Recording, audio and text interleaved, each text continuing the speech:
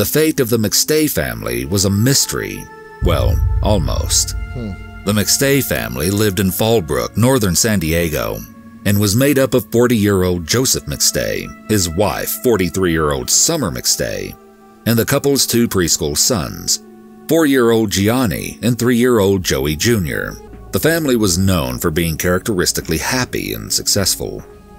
However, this wouldn't last. Of course not. By mid-February 2010, it became glaringly clear that something was wrong with the McStay family. None of the family members had been heard from since the 4th, which was highly unusual. When the house was investigated, food was discovered on the counters just left where it had been dropped, and it was now rotten. The treasured family dogs were found left outside in the cold, something completely unusual for the family who loved the animals to have carelessly done. Yet despite these concerning clues, there was no sign of forced entry at all.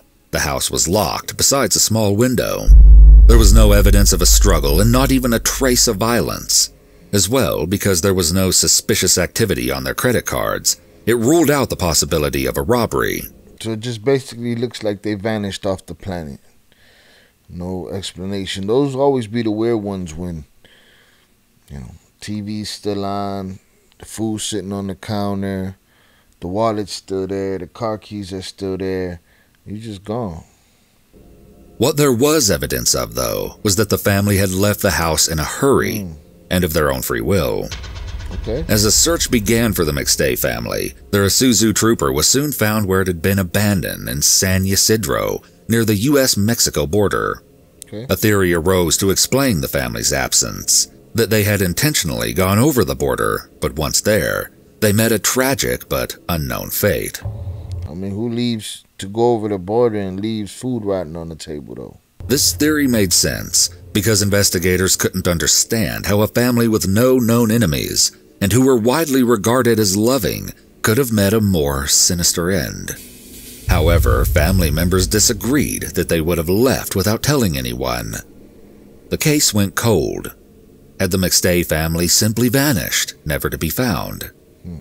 Answers wouldn't come for close to 4 years. 4 years. It wasn't until November 2013 4 years of just wondering what happened to these people. when this case had its first twist. A dirt biker riding through the desert outside Victorville, The spider collector from Breaking Bad. You better hope you don't run into Todd out there, little buddy. made a grim discovery. Peeking out of the sand was something white, almost like a stone. When the dirt biker came closer, they realized that it wasn't a stone at all, but a skull. Horrifically, the skull was too small to belong to an adult and had to have been a child's. When investigators came to have a look, they found that the skull wasn't alone. They uncovered a shallow grave filled with a total of 4 bodies. 2 It's crazy. It's a crazy picture.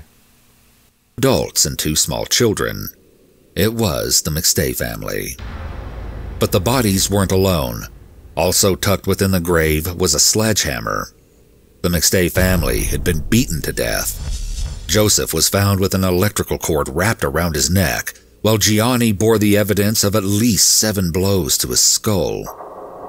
DNA that didn't belong to a McStay family member was soon found on the steering wheel and shift gear of the car, along with a cell phone pinged near the gravesite a few days after the McStays had gone missing. Both belonged to Charles Chase Merritt. Looking back, investigators realized that when Merritt, a welder, was interviewed about the McStays just 2 weeks after their disappearance, he had continued to use past tense, referring to Joseph by saying he was my best friend. Merritt had been Joseph's business partner, but there was evidence that before his death, It's the problem with lies, man. You gotta keep backing them up with other lies. Gotta have a better memory than imagination, I guess. after their disappearance, he had continued to use past tense, referring to Joseph by saying he was my best friend. Merritt had been Joseph's business partner, but there was evidence that before his death, Joseph had begun to sideline Merritt. Investigators believe that Merritt had Hater shit, boy. Always some hater shit. allegedly been stealing from the McStays company, and that he owed Joseph almost $43,000. But what doesn't make sense is how Merritt could have killed the entire McStay family without any evidence of a struggle, had they gone willingly to their deaths. At his trial, Merritt broke down in tears and professed his innocence, saying, "I don't deserve this. I did not do this." In 2020, nearly a decade after the McStay family vanished and was brutally killed, Merritt was found guilty of 4 counts of murder. He was sentenced to life in prison for killing Joseph, but for Summer and the 2 children's murders, he was sentenced to death. There you go. And most of these tragedies about stupid shit, jealousy, money. But that's what make the world spin, right? His business partner killed him and his whole family just to be rid of, I guess their partnership had run its course. He didn't need him no more. He wanted to go be by himself, use what they built together to go get himself right. And so he just decided, I'll exterminate his whole family.